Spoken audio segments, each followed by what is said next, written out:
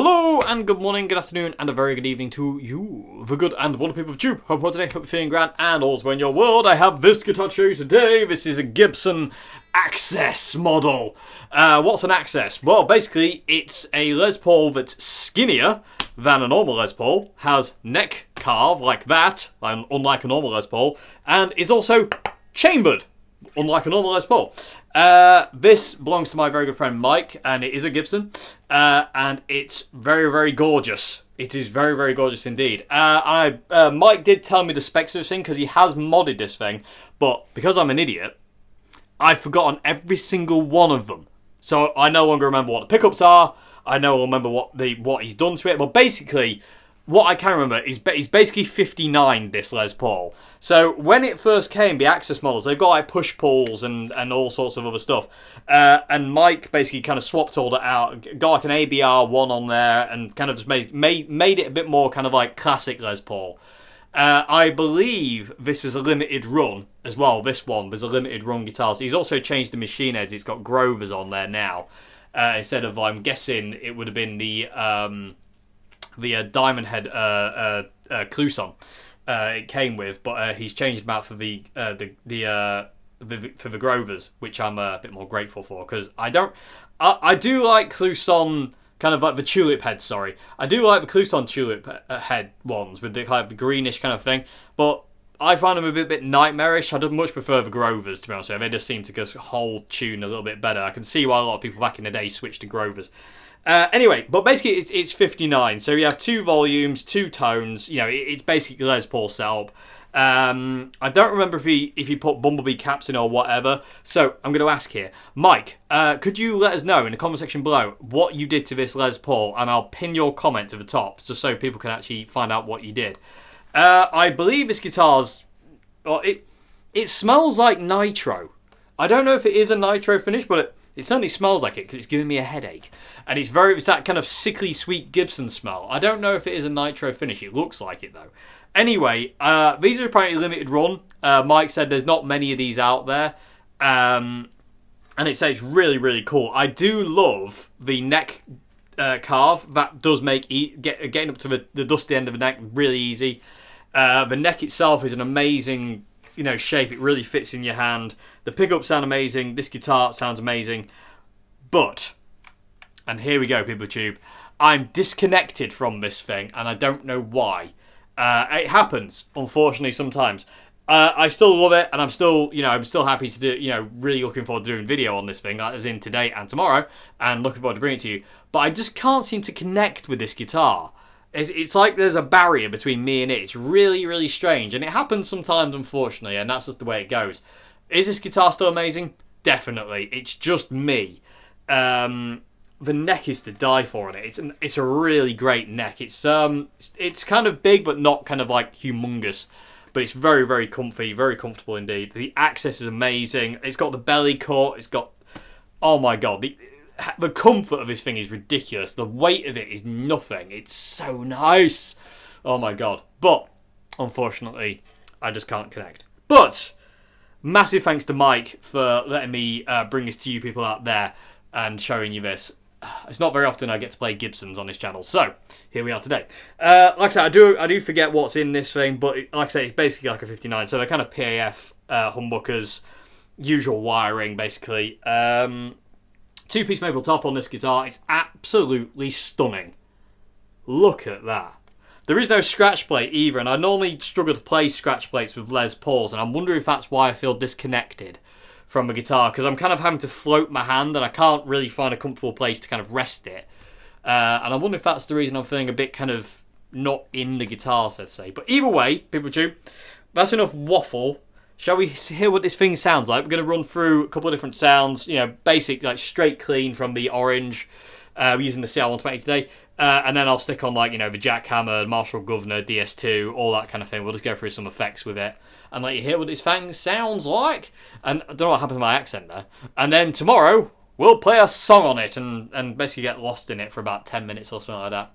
I wish I'd get lost in it for longer, but, them's the rules by the looks of it, so no far. But this thing is amazing. It really is. The way it's set up is perfect. It really is.